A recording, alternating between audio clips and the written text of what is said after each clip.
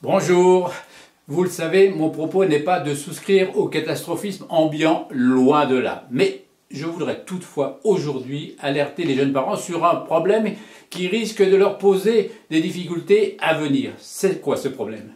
C'est la relation avec leur bébé. Il est impératif aujourd'hui de laisser le portable de côté avec bébé.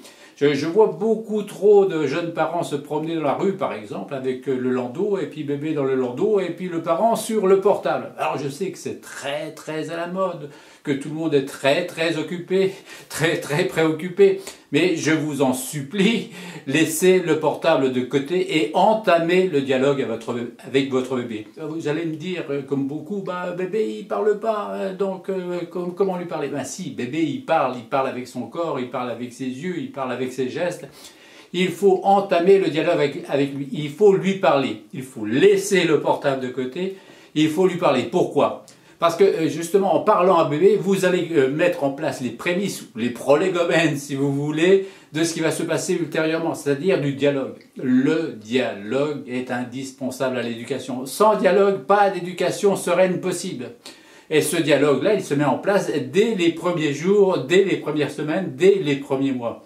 Ce n'est pas au moment où l'enfant commence à parler qu'il faut entamer le dialogue. C'est déjà trop tard. S'il n'a pas l'habitude, s'il n'a pas intériorisé l'idée du dialogue qui se passe déjà dans le berceau, il ne se fera pas au moment où il parle. Donc, il est impératif, véritablement, au moment des promenades, il faut lui parler, lui montrer ceci, lui montrer cela, dialoguer avec lui le plus possible au moment des soins, à tous les moments, au moment des repas, etc.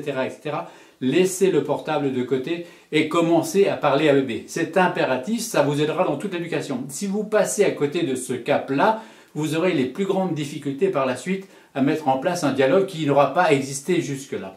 Il y aura un autre avantage à cette situation-là, c'est que bébé aussi aura l'exemple d'un parent qui n'est pas sans arrêt sur son portable. Alors que si, effectivement, il voit le parent sans arrêt sur son portable, vous aurez du mal au moment où lui demandera en avoir un, de lui dire « Ah non, tu n'en as pas le droit ». Donc, mais véritablement, le sujet principal, le sujet majeur, et qui risque de causer un vrai problème éducatif à venir si véritablement on n'y fait pas attention, c'est véritablement d'installer les prémices du dialogue, de dialoguer avec son bébé en laissant le portable de côté. Voilà, on se retrouve une autre fois pour d'autres chroniques. Au revoir.